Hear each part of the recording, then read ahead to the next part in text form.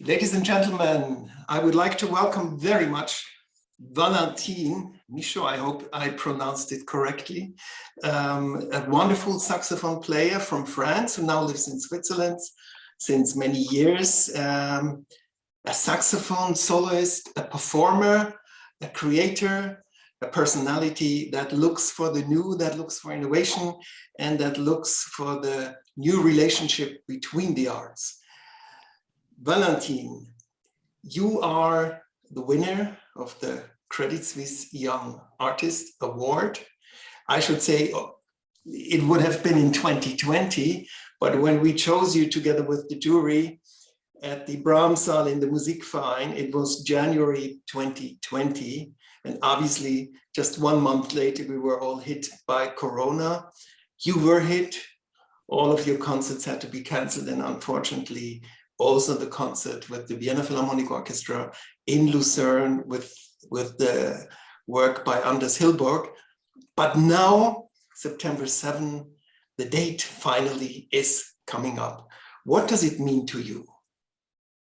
Well, it's a big honor and excitement for me to be able to play soon this concert, especially that I waited for it for so long. So I'm really excited to perform it finally, and also probably I feel even more ready now than 2 years ago, because even though there were not so many concerts in this period, there was time to think about our profession, about why we do that and how, and yeah, now it feels really right to do that. So I'm super excited, and I will put all my heart in this performance. So one can really say, I mean, to be playing with the Vienna Philharmonic Orchestra at the Lucerne Festival with one of the greatest conductors in the world, Esa-Pekka Salonen, who is a champion also of contemporary music, also of the work by Anders Hilberg, which you will be performing, and also to receive an award of 75,000 Swiss francs. It couldn't be better. No, it couldn't. Indeed. Yeah. It's unexpected. It was so amazing to be winning this award, and now all this concert is just a dream. I mean, especially as a saxophone player, I think I've never dreamt of doing this, because, well, I think it's, if I'm correct, it's the first time ever in history that the Vienna Philharmonic is performing with a saxophone soloist. So it's even kind of historical for my instrument. So of course it's some pressure in general, because yeah, I mean, it's one of the best orchestras in the world. It's an amazing conductor. It's an amazing festival. So it's a lot of pressure, but it's also a unique opportunity. It's an amazing chance also for the instrument, because it's a chance to bring it on the forehead of the stage, and to make it more popular within an audience which is already very aware of many soloists, classical soloists, also aware more and more of contemporary music. But now this is kind of another stage level for me to bring such music to new audiences. So it's also meaning a lot. I mean, for me personally in my career, of course, it's like a huge step, but also for the instrument, I think it's an incredible opportunity. So. Now, I've seen you perform several times, and always I was very convinced about your performances. And so in the cases I was present were the juries and the audiences. And I've always recognized that you have a tremendous amount of concentration, that when you, even under a high pressure situation, when you come on stage, one really feels you go yet into another level. Whether it's the adrenaline, whether it's the power of your concentration, what is the secret? Well, I don't know if there is a secret, but it's true that when I'm on stage, I'm really focused, but I think it's also in general a way of practicing.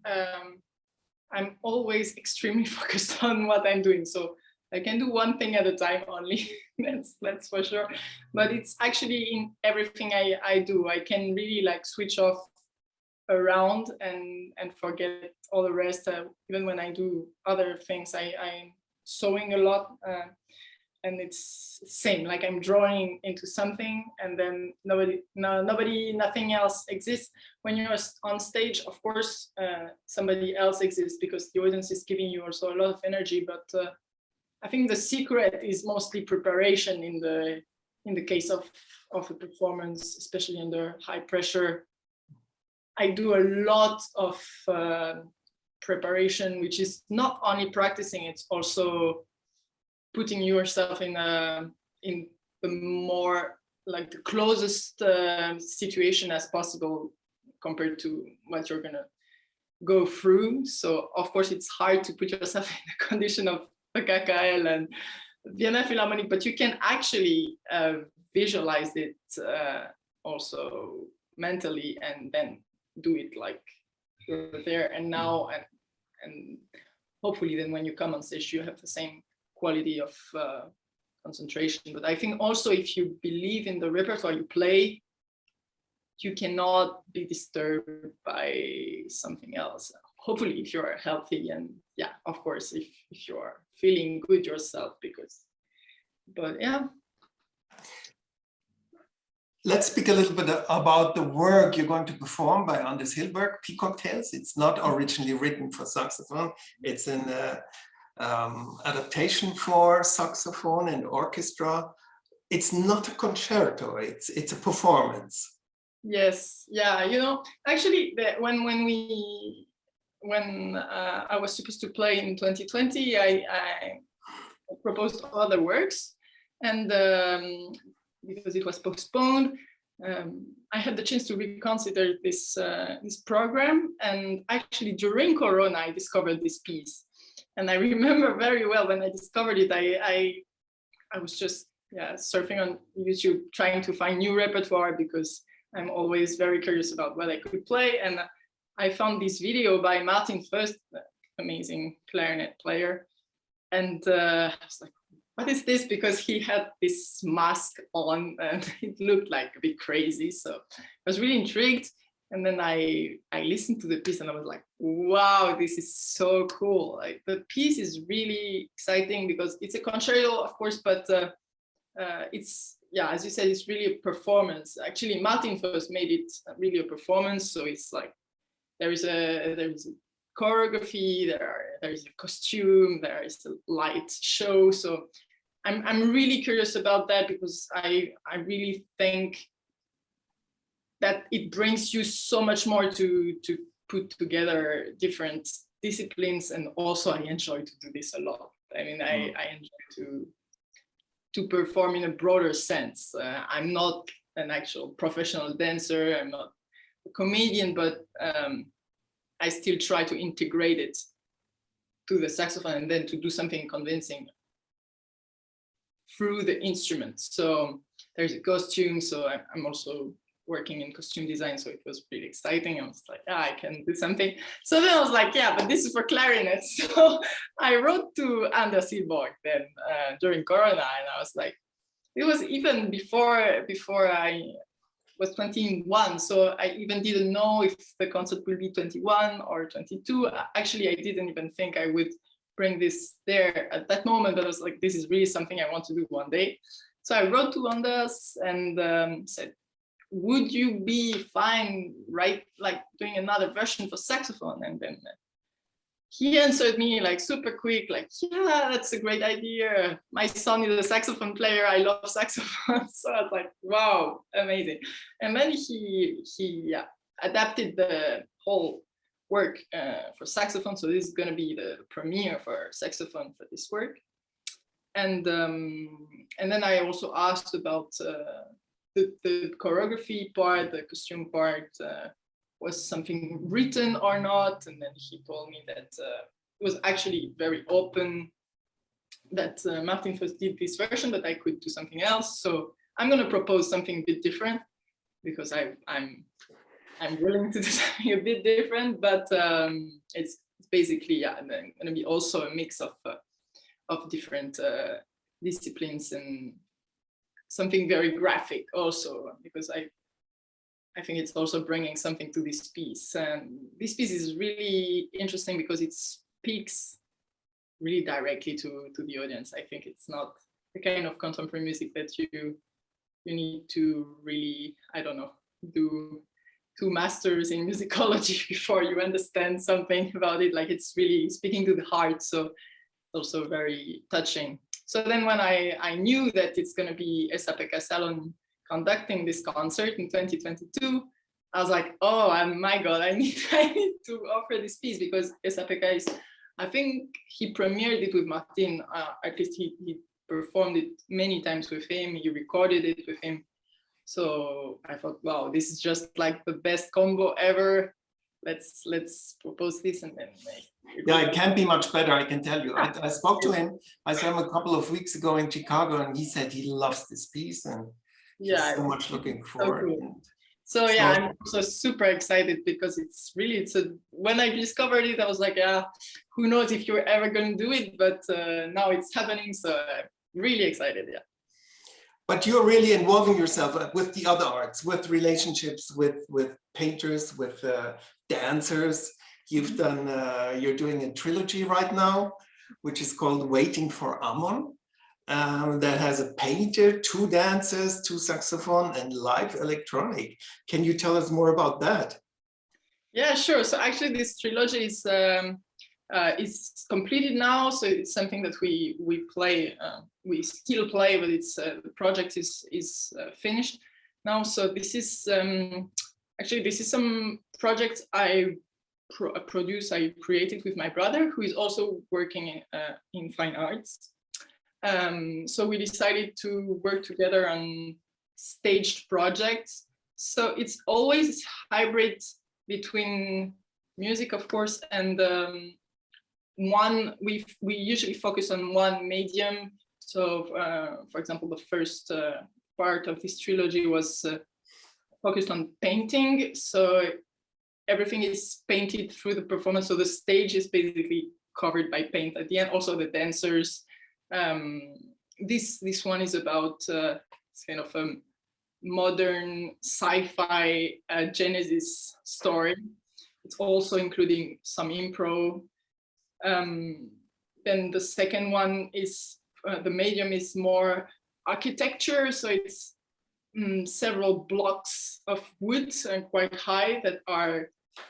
The music is minimalistic, so it's glass, Reich, also a commission to a friend, Joan Jody Oliver, young composer, and the stage is fulfilled with all these blocks of wood. And while the quartet plays, because it's a piece for this performance for saxophone quartet, while the quartet plays and evolve in this kind of dreamy city, my brother is also performing on stage and moving all these blocks, and creates a kind of a city, like a ghost city.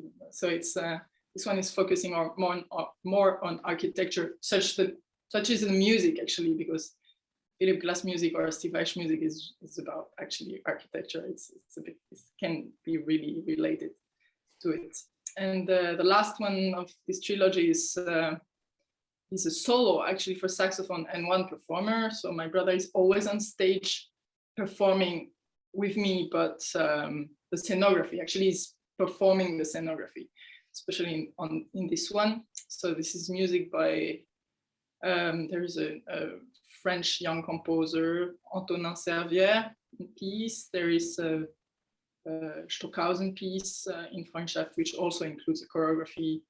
The Antonin Servière's piece also. Then there is a Boulez piece, the Dialogue de l'ombre double. And then there is also a commission by Joan Jody, actually, Oliver. And this one is focusing on a scenography based on huge pieces of fabric that are hanged to the wall. Actually, it's tulle, you know, like the bride's hats. So it's transparent, and it's like a giant puppet scenography that my brother moves at the same time as I'm moving. And the theme of this one is doppelganger, the shadow and the character, the body and the soul. So these kind of oppositions. So yeah, these are all very different in a way, but they're also connected by one same aesthetic because, well, we are the same people. So it's still united by that. But yeah. Sounds like this is a piece we have to bring to Lucerne as well. Yeah, sure. You're a saxophone player, easy said, but the saxophone is not an instrument that was invented in the 16th century. It really was developed in the 20th century and became also now, also with performers like you, more and more a solo instrument, an instrument that important composers write for. And you have a very important role. You're not playing an instrument that has already been discovered, was performed in the times of Mozart, like the violin or the piano, clarinet, but you're playing an instrument that plays contemporary music. Is that sometimes very difficult? Yes, I'm not gonna lie. Yes, sometimes, to be honest, yes, sometimes it's difficult because you have to convince all the time people. You cannot arrive and just play good and then convince that you play good. You have to convince that you play good, yes, but you also have to convince that this instrument is worth something and that it's belonging also to this world of classical music. Because of course everybody knows the saxophone in the jazz in a jazz setup, and of course it's amazing in the jazz setup. It's a king instrument in jazz, but actually it was invented for classical music. It was not invented for jazz. Jazz just took it from Who there. invented it? Who? It was invented in Belgium by a man called Adolphe Sax, and it was invented in 1846. So it's really recent. Yeah, it's one of the most recent instruments we have in our Western music world. So yeah, initially it's for classical music, and actually few composers at that time wrote for the saxophone, but somehow it didn't go through the glass ceiling of soloists in classical music at that time. It was not taken super seriously by players because it was more meant to belong to military band. Actually, it was kind of a loud clarinet, basically. It was just a clarinet in between a clarinet and a trumpet in terms of dynamic possibilities, because saxophone can actually play extremely soft like a clarinet because it's a reed instrument. It's a woodwind instrument. It's not at all brass, but it can be quite loud. So it was it was invented for this purpose. So people were a bit like, this is for, this is for military bands, and it's nothing really interesting. And actually the jazz players recognized the potential of this instrument as a virtuosic soloist instrument, and they made it really interesting. And then some composers at that time were interested by jazz, Milhaud, Ravel, many French composers, but also others. And they heard that, Stravinsky, or they heard that, and then they were like, wow, but I can actually play something. I mean, you hear Charlie Parker, and it's extremely virtuosic, and it's really, you can phrase, it's a very beautiful instrument. So then they heard that and they were like, maybe there's something to do.